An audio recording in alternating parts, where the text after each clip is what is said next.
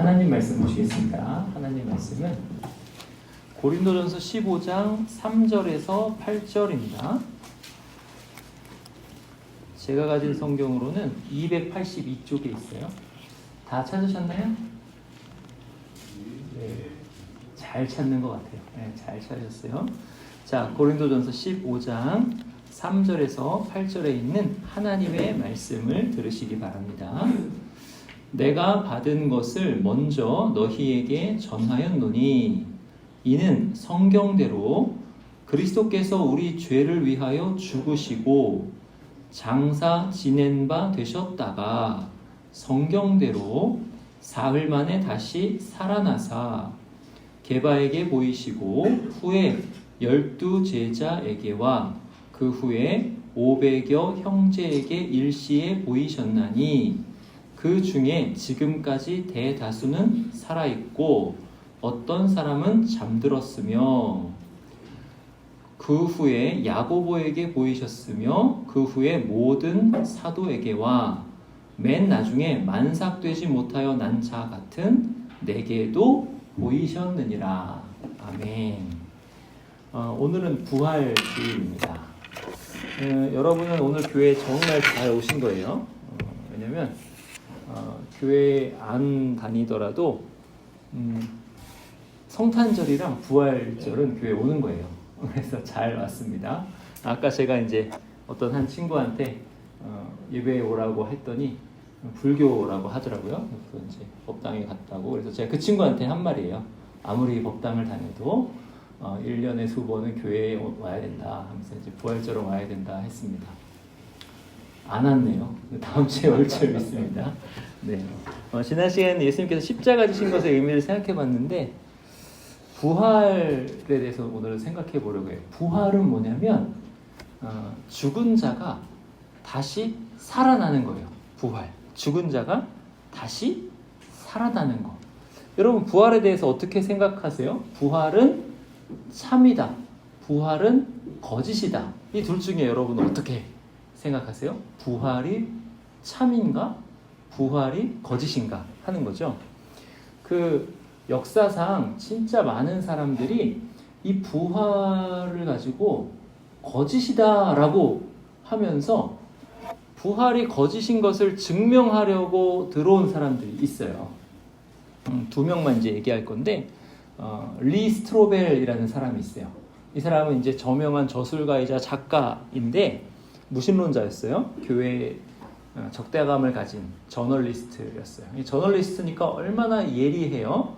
그 예리함을 가지고 예수님은 허구다, 부활은 가짜다 이렇게 해가지고 들어와서 자료 조사를 쫙 했어요. 자료 조사를 쫙 하고 나서 보니까 진짜네 이렇게 됐어요. 그래가지고 이분이 쓴 책이 예수는 역사다라는 책이에요. 또 한 분은 누구냐면은 그 벤허를 쓴 루 윌리스라는 장군이기도 하고 법률가이기도 하고 외교관이기도 한 유명한 사람이 있어요. 그분도 기독교 신앙은 가짜다. 그래서 자료 조사하고 막 그렇게 했는데 열심히 파서 조사하면서 진짜인 거예요. 회심했어요. 그렇게 해서 나온 게 벤허예요. 벤허. 여러분 벤허라는 영화 혹시 봤어요? 이 세상, 그러니까 그분들 말고도 진짜 많은 사람들이 질문을 하는 거죠. 부활은 진짜냐? 부활은 가짜냐?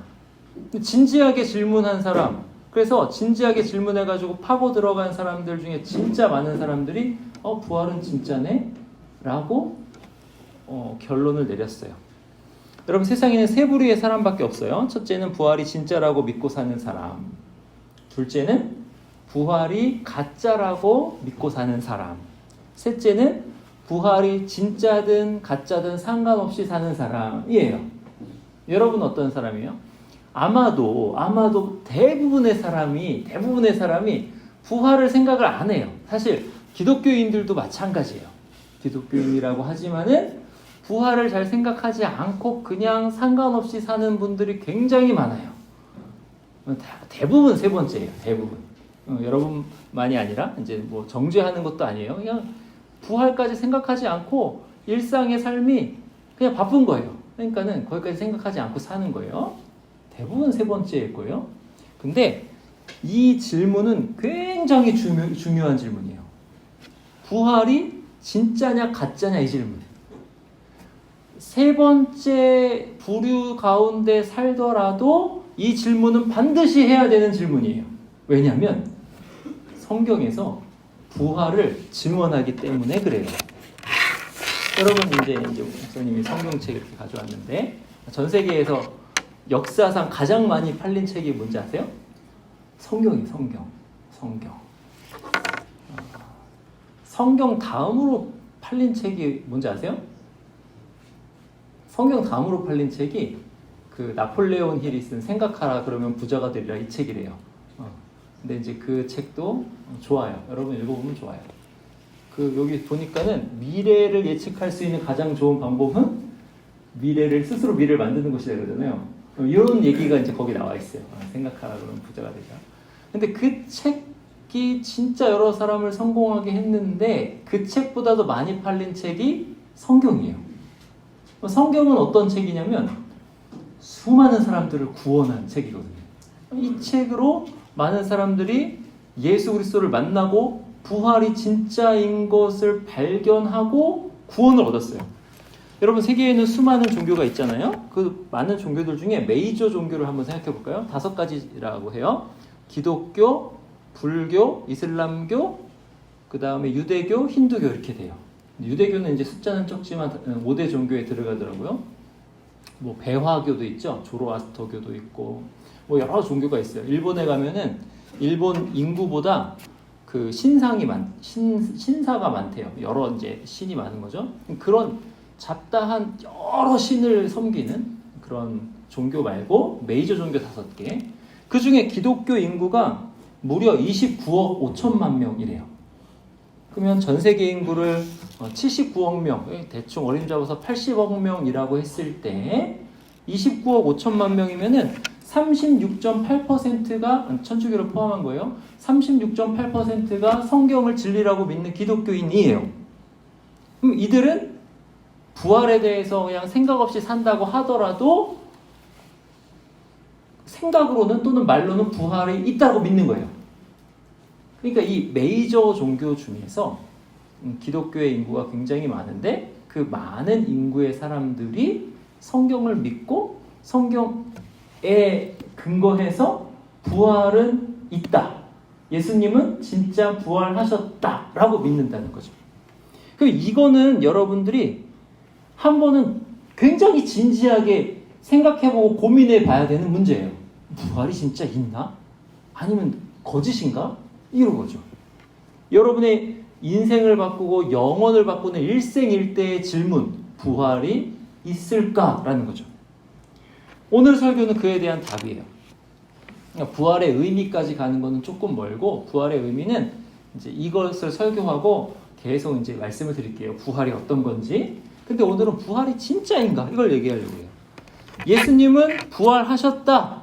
부활은 진짜다. 이게 오늘 설교의 결론입니다. 본문에 보니까 장사 지낸 바 되셨다가 성경대로 사흘 만에 다시 살아나셨다 그래요. 그러니까 이게 마태복음에 이제 그렇게 나오잖아요. 마태복음, 여러분 마태복음 한번 가볼까요? 마태복음은 신약의 맨 앞에 있어요. 마태복음 27장 가보세요.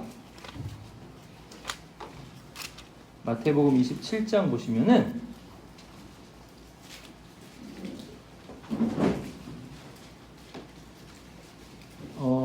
46절에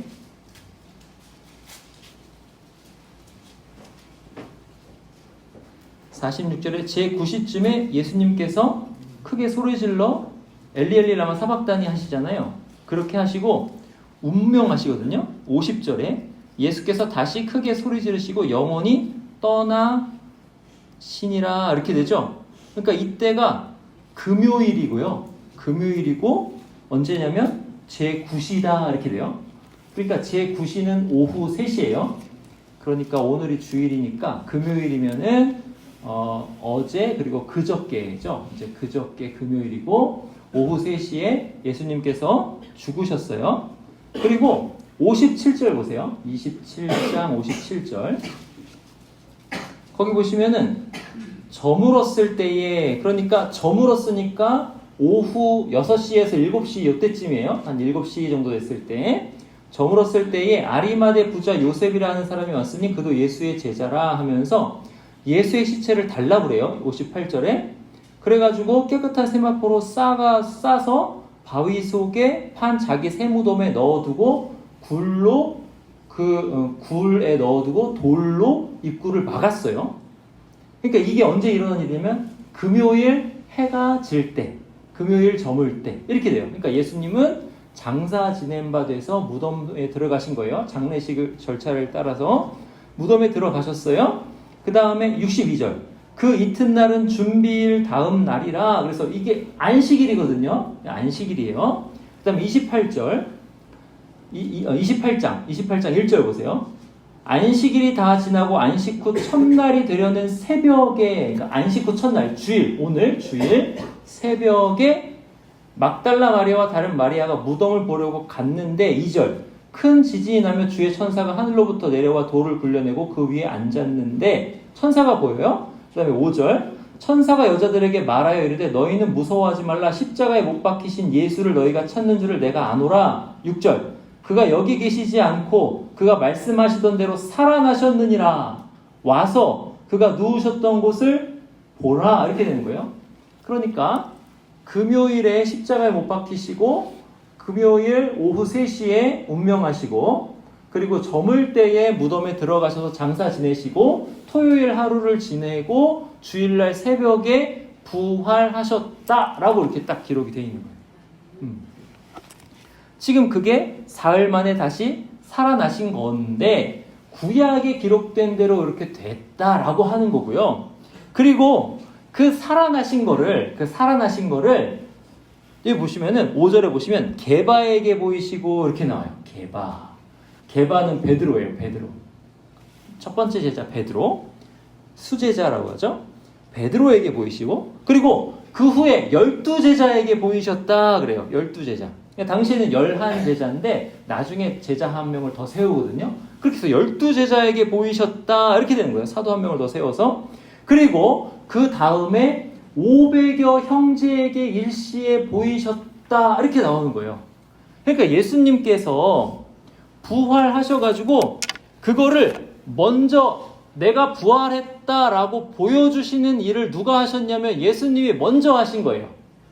그러니까 부활은 있는 거야 라고 하시면서 부활을 딱 보여주시는데 처음에는 막달라 마리아에게 보여주시고 그 다음에는 게바에게 보여주시고 그 다음에는 다른 마리아를 포함한 여자들에게 또 보여주시고 그 다음에는 제자들이 모였을 때 제자들에게 나타나시고 그 다음에는 글로바가 포함된 사람들이 저기 어디로 갈 때 엠마오로 갈 때 이렇게 갈 때 예수님께서 동행하시면서 그때 보여주시고 하시면서 11번이나 나타나셔서 예수님께서 부활하심을 보여주신 거예요. 그러니까 보여주신 것을 사람들이 여기다가 기록해 놓은 거죠. 증언으로 기록해 놓은 거예요. 그러니까 첫 번째로는 예수님께서 부활하신 것을 예수님께서 보여주신 거고, 그러니까 이건 무슨 뜻이냐면 죽는 게 끝이 아니야 라는 뜻이에요. 죽음이 끝이 아니야. 부활이 있어. 이런 뜻이고 예수님께서 보여주시고, 두 번째로는 사도들이 그 부활을 보고 진짜 부활하셨구나라고 성경에다 이렇게 기록해 놓은 거예요. 그러니까 부활이 진짜 있다라고 증언하는 사람들이 있구나라는 거예요. 결론은. 그러면 부활은 뭐다 했을 때 부활이 진짜냐 거짓이냐라고 생각을 할 때 중요한 건 뭐냐면 부활을 증언한 사람들의 증언이 진짜냐 이걸 살펴보면 돼요. 다시 부활이 진짜냐 거짓이냐 이걸 우리가 생각해 봐야 되는데, 부활이 진짜냐 거짓이냐를 생각할 때는 부활을 증언한 사람들의 증언이 진짜냐 거짓이냐 이걸 살펴보면 된다고요. 이제 부활이 거짓이라고 하는 쪽을 한번 볼게요. 지금 유대인들은 아직도 이거를 믿어요. 부활이 거짓이라고 생각하는 사람들.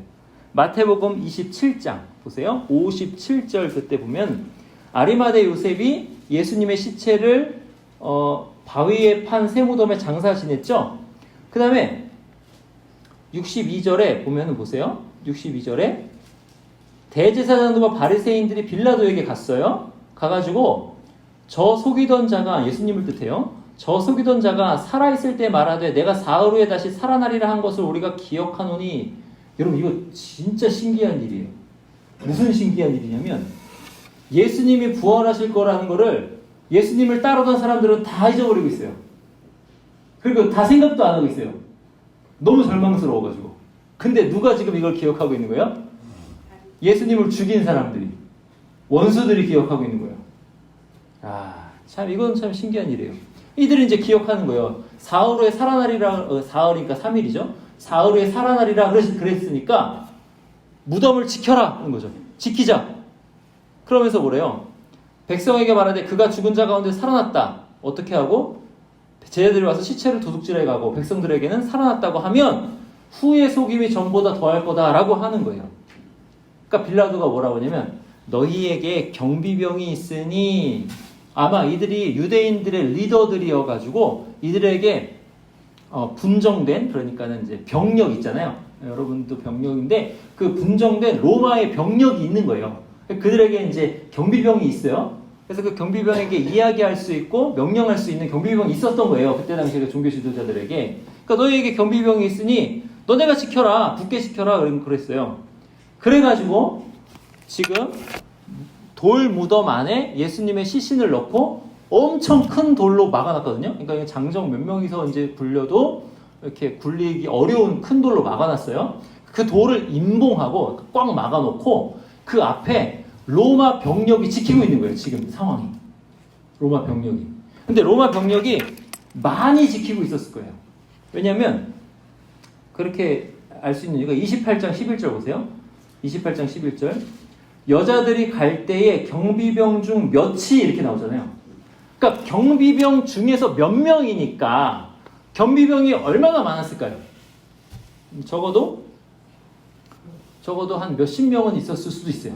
그러니까 그런 경비병들이 그 무덤을 삥 둘러싸고 삼엄하게 지키는 거예요. 왜 지키는 거예요? 제자들이 시체를 도둑질하지 못하게 하려고 지키는 거예요. 근데 무슨 일이 일어났어요? 땅이 요동치고 천사가 와가지고 딱 거기 있으니까 경비병들이 보고 너무 두렵거든요. 그래서 죽은 자 같이 되었더라 이렇게 돼요. 28절. 그러니까 그렇게 되니까 이 경비병들이 지금 예수님이 어디 갔는지 모르는 거예요. 시체가 없어진 거예요, 지금. 근데 없어졌는데 초자연적 현상이 일어나니까 그 용맹한 로마 군인들도 무서워서 떨며 죽은 자 같이 거기 된 거예요. 그리고 시체는 없어졌고. 그러니까 이제 어떻게 해요? 경비병 중 몇이 대제사장들에게 가가지고 이 일을 알린 거예요. 천사가 왔다. 예수님의 시신은 없다. 이렇게 된 거예요. 그러니까 제사장들이 뭐라 그래요? 그들이 장로들과 함께 모여 12절, 28장 12절. 장로들과 함께 모여 의논하고 군인들에게 돈을 많이 주며 이르되 너희는 말하기를 그의 제자들이 밤에 와서 우리가 잘 때에 그를 도둑질하여 갔다 하라. 여러분 제자들이 무슨 특공대입니까? 여러분 아시죠? 그 사람의 전투력이라는 것이, 그리고 또 중무장한 사람을 보통 사람이 이길 수 없다는 거 아시죠? 제가 이제 이런 것들을 이제 보면서 어떤 자료를 찾아봤는데 한번 생각해 보세요.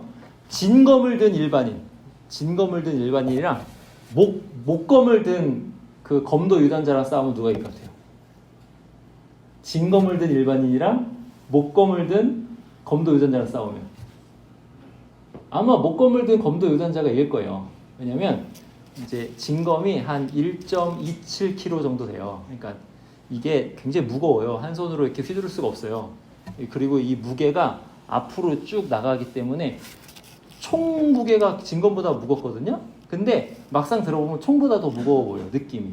이거를 일반인들을 휘두를 때 휘두를 수가 없어요. 이렇게 휘두를 수가 없어요. 그러니까 이제 아마도 목검을 든 유단자가 일 것이다. 근데 당시에 이 상대가 누구예요? 로마 군병이잖아요. 로마 군병이 지금 거의 뭐 몇십 명이 지금 앞에서 지키고 있고 그들의 무장은 30kg예요. 30kg가 완전 문장이거든요. 그들의 훈련법은 뭐냐면 이 30kg를 가지고 5시간에 32kg를 주파하는 게 그 훈련법이래요. 5시간에 30kg 분장을 하고 주파하고. 그리고 평소에 그들이 가진 무기가 그 것만 해도 지금 1.27kg라고 했잖아요. 근데 이들이 가진 무기도 그 정도 한 1kg, 2kg 막 넘을 거잖아요. 근데 이들이 평소에 어떻게 훈련하냐면 그 무기의 2배가 되는 무게의 그 무기로 훈련을 해요. 그러니까 이들에게 싸워서 이기고 시체를 도둑질해 간다는 것은 불가능한 일이죠. 불가능한 일.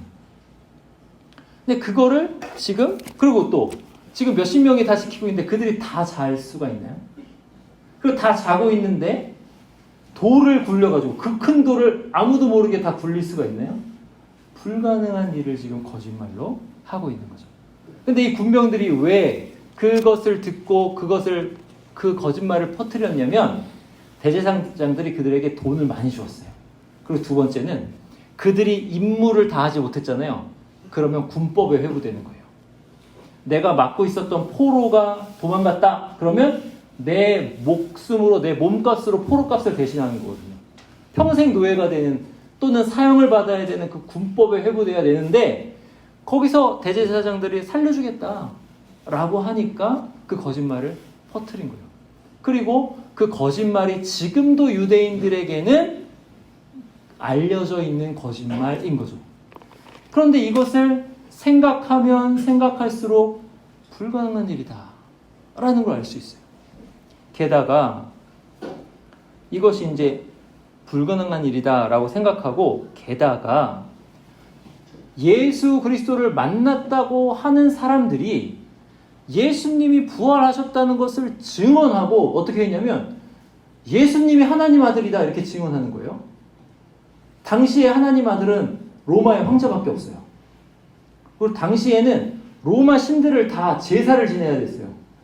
그러니까 로마 신들을 제사를 지내지 않으면 우상숭배자라고 해가지고 죽였단 말이에요. 순교를 시키는 거예요. 죽인 거예요. 근데 이들이 예수님이 십자가 지실 때는 그렇게 무서워가지고 다 도망갔던 이 제자들이 부활하신 예수님을 만난 다음에 어떻게 바뀌었냐면 예수 그리스도는 하나님의 아들이다 하면서 예수님은 부활하셨다 하면서 죽어요. 다.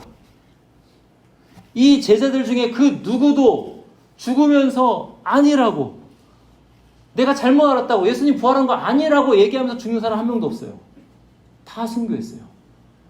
여러분 사람이 죽을 때만큼은 진실하거든요. 사람이 평생 나쁘게 살아놓고 죽을 때 유언으로 아들한테 너는 착하게 살아라 이렇게 사람이에요. 자기는 나쁜 짓 다 해놓고 죽을 때 되면 너는 착하게 살아라 이렇게 하는 게 사람이라고요. 이 말은 뭐예요? 죽을 때가 되면 사람이 진실해진다라는 거예요.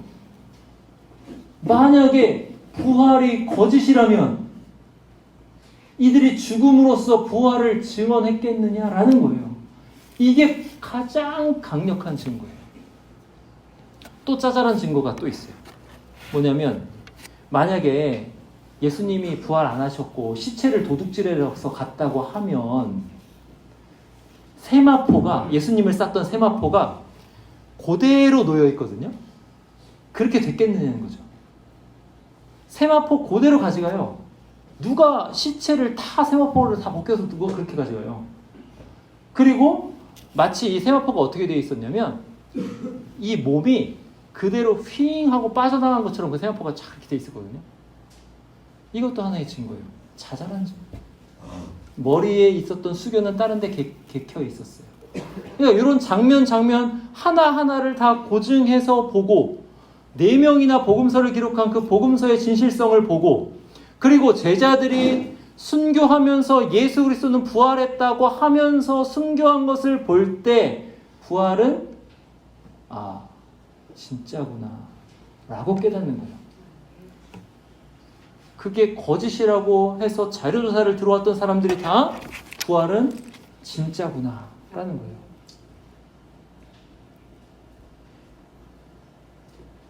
여러분 생각해 보세요. 그럼 부활이 진짜다라고 생각하는 사람들은 어떻게 살까요? 부활이 진짜다라고 생각하는 사람들은 이 땅을 살맛나게 살지 않겠어요? 왜 살맛나게 사냐면 이 땅에서의 삶이 끝이 아니잖아요. 이게 무슨 소리냐면 이 땅에서 내가 사는 그대로가 모든 것이 다 의미가 되는 거예요. 그래서 하나님께서 내가 산 그 모든 것들을 다 기록하시고 의미로 하셔가지고 그 모든 것 삶이 영광 받으시는 대로 나에게 상을 주시는 거예요. 그리고 부활한 나와 하나님이 영원토록 사시는 거예요. 그러니까 이 땅에서 사는 모든 삶이 얼마나 의미가 넘치는 삶이에요. 정말 재밌고 모든 것이 복이고 손해날 게 하나도 없고 이게 부활이 있다라고 생각하는 사람의 삶이에요. 그럼 부활이 거짓이에요. 만약에 부활이 거짓이라고 한다면 성경이 거짓말이에요. 역사상 그런 사기가 없을 거예요. 왜냐하면 지금 2000년 예수님께서 부활하시고 승천하신 후에 2000년이 지나는 그동안 성경이 얼마나 많이 읽혔어요? 그 사람들이 다 속은 거죠. 부활이 거짓이라고 하면. 그죠? 사도들이 그렇게 순교한 것은 엄청난 사기인 거죠. 근데 그게 사기라는 것만이 아니라 그냥 우리가 살고 있는 이 세상은 아무런 의미가 없어요. 왜 아무런 의미가 없냐면 죽으면 끝이에요. 이게 무슨 소리냐면 내가 이 땅을 살면서 아무리 선한 일을 해봐요. 죽으면 끝이에요. 그리고 이 땅을 살면서 내가 악한 일을 열심히 해요. 죽으면 끝이에요. 그럼 뭐하러 착하게 살아요?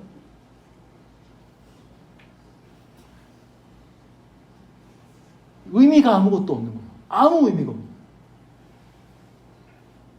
다 그냥 죽음으로 모든 것이 험으로 돌아가는 거예요. 여러분 지난 시간에 제가 얘기한 거 아시죠? 혼돈과 공허, 흑암이 깊음 위에 있는 상태. 뭐예요? 혼돈, 질서가 없다. 공허, 내용이 없다. 그거랑 똑같은 거예요. 질서가 필요가 있나요? 내용이 필요가 있나요? 죽으면 끝인데? 죽음이 왕노릇하고 있는데? 부활이 없다라는 그 사상의 끝은 이런 거라고요. 왜 살아야 되지 도대체? 삶의 의미가 하나도 없는데? 이렇게 되는 거죠. 부활이 있다라고 하는 삶은 뭐예요? 모든 것이 다 의미다. 모든 것이 다 나에게 유익이다. 손해나는 게 하나도 없다. 내가 아무리 큰 실수와 큰 실패를 해도 그것은 나를 영광스러운 하나님의 자녀로 만드는 도구다. 이렇게 되는 거예요. 이게 부활이 있다라고 하는 생각의 결론인 거예요. 우리가 예수님을 믿는다고 했을 때 뭘 믿느냐라는 거죠. 뭘 믿느냐. 여러분 예수님 믿는 것은 정말 좋은 건데 제가 지금 얘기한 것 안에 다 들어가 있어요. 예수님을 믿는다는 것은 내가 그 어떠한 것에도 손해보지 않는다라는 것과 똑같은 거예요. 그 어떠한 실수와 실패도 나에게 다 유익이 된다라는 거예요. 이 땅에 사는 모든 것이 다 의미가 있다. 죄와 사망을 이기시고 예수님께서 부활하셨으니까 나도 결국에는 죄와 사망을 이기고 예수님과 함께 하나님과 함께 있을 것이다 이거예요.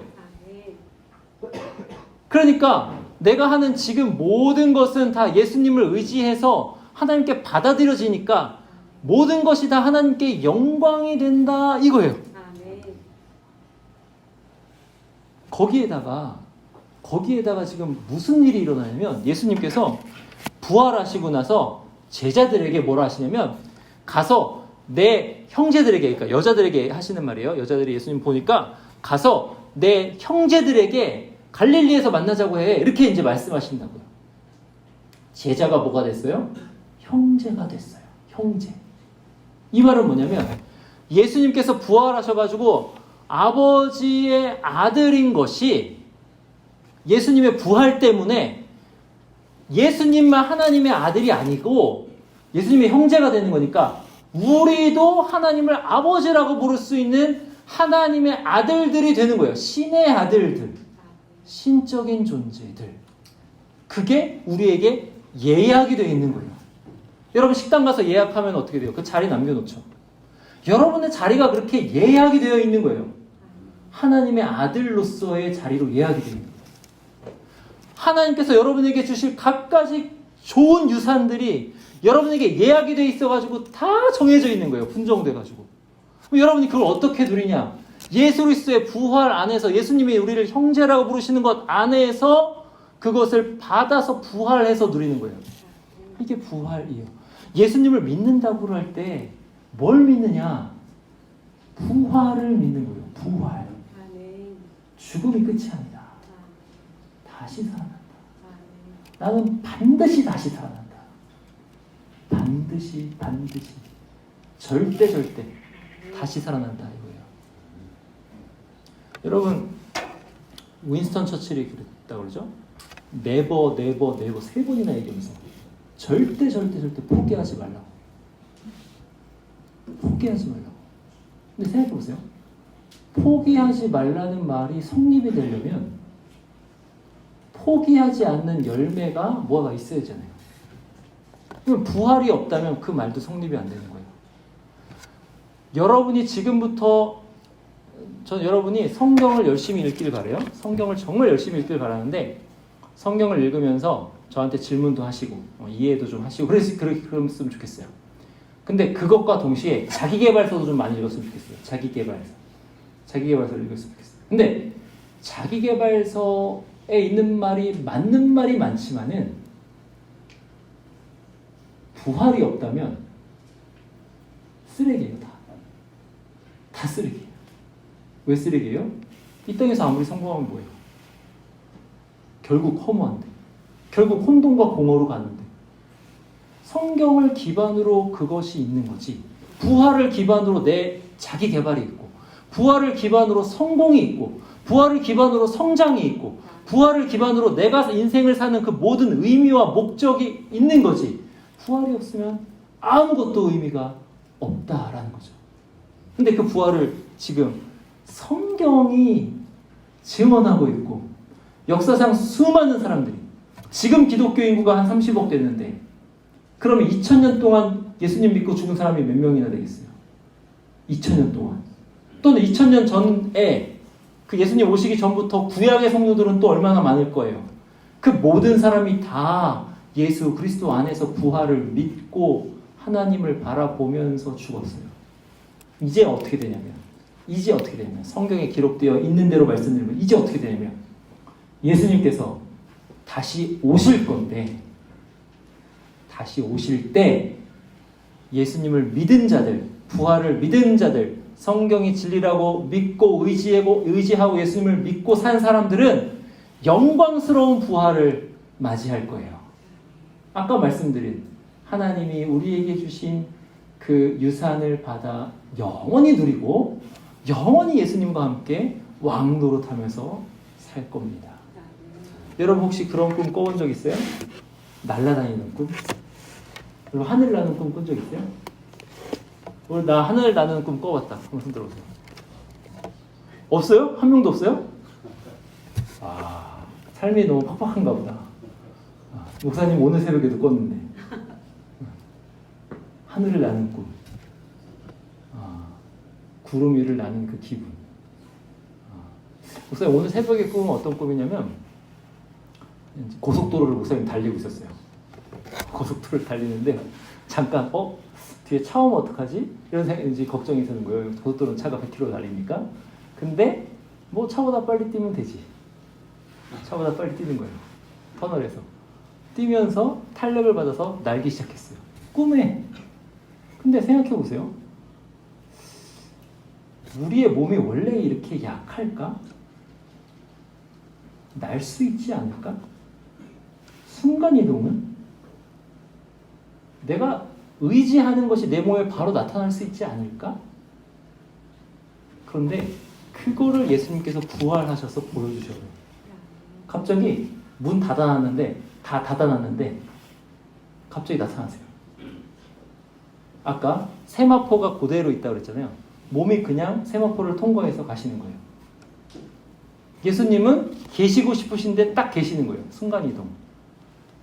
이제 부활이 어떤 것인지 차차 부활의 몸이 어떤 것인지 이제 살펴볼 텐데 얼마나 영광스러울지, 그 안에 우주의 크기가 얼마나 합리적인지 이런 것들도 한번 생각해 봅시다. 여러분, 부활은 있습니다. 그리고 부활 안에 여러분의 인생의 의미가 있어요. 그리고 여러분은 이렇게 약하게 태어난 존재들이 아니에요. 부활의 몸을 입을 영광스러운 존재들입니다. 기도하시겠습니다. 하나님 아버지, 감사합니다. 예수 그리스도께서 부활하셨음을 제자들에게 나타내 주셔서 감사합니다.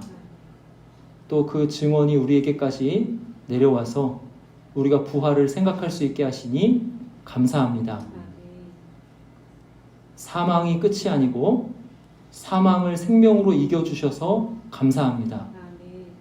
그 생명으로 우리가 살고 있어서 감사하고 우리가 나중에 부활에 동참할 사람들이어서 감사합니다.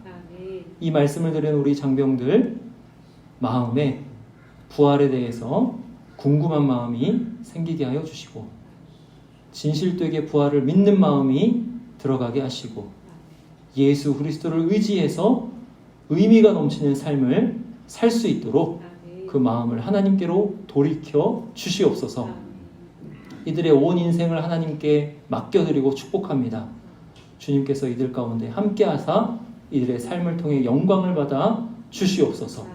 성령님 이 시간이 한 사람 한 사람에게 말씀하시고 깨닫게 하여 주시옵소서. 감사드리고 예수님의 이름으로 기도하옵나이다. 아멘.